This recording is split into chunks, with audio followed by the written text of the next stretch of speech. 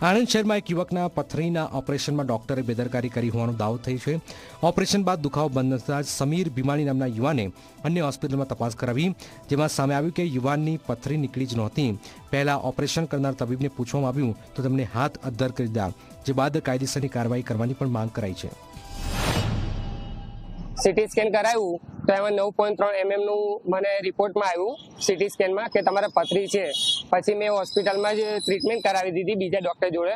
પછી આ સાહેબને હું મળવા આવ્યો. મેં સાહેબ તમે મને જે કીધું કે તમારે પથરી તો ભૂકો થઈ ગયો છે, તો મારે સીટી સ્કેનમાં તો 9.3 mm ની પથરી તો બતાવે છે.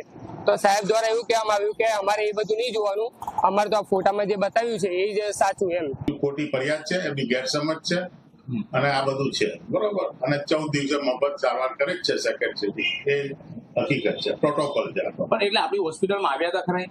હા, આપણી હોસ્પિટલમાં આવ્યા હતા ખરા? હોસ્પિટલ તો ખાલી એનું ઓલા માટે સારવાર બધી બહાર થાય, રોડ અહીંયા રોડ ઉપર.